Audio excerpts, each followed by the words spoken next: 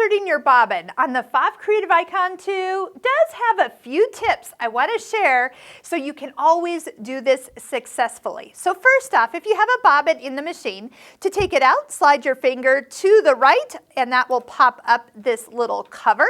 Next, you will just take your finger and lift it straight out. But before I do you see how that thread is kind of coming right from this little, let's call it 7 o'clock location, and it goes straight across the top of the bobbin and towards the back. And that's because the last thing I did, I sewed and I used my scissor button, cut the thread, and this tail of the bobbin is just the right length for the next time I go to stitch. But it's sitting across the top. So at a glance, I can see that it has been properly placed in the bobbin case tension.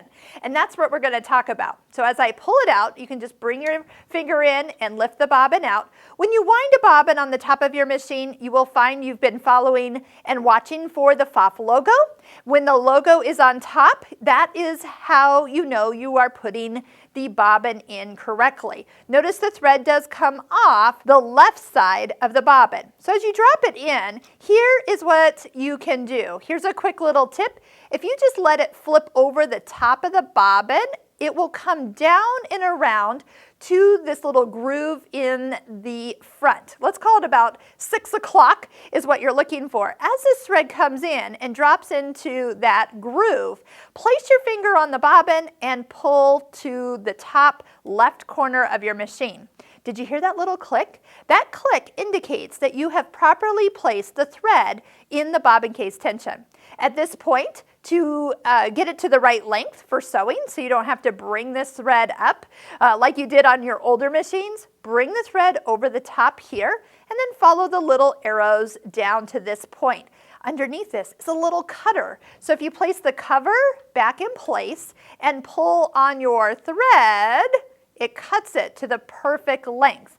Now once we start to stitch, you will see that that thread will get brought up to the underneath side. I'm going to go ahead and cut the thread using the scissor button once again.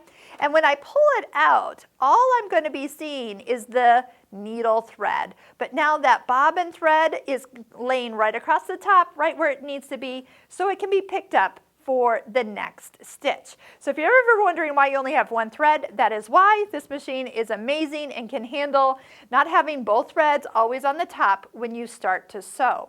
Now, we are going to talk about how to clean underneath the bobbin case and underneath this throat plate. If you're ever having trouble or maybe the thread isn't staying in those grooves, there could be lint down in here. Make sure you're doing a regular maintenance after a couple bobbins of sewing. You can definitely kind of even start to hear your machine starts to get a little rough or rowdy and maybe your thread breaks. Change your needle, clean the machine, and that will often solve any bobbin issues you might be running into. Check out all of our videos with the links below, an entire playlist of free video tutorials on your beautiful Pfaff Creative Icon 2.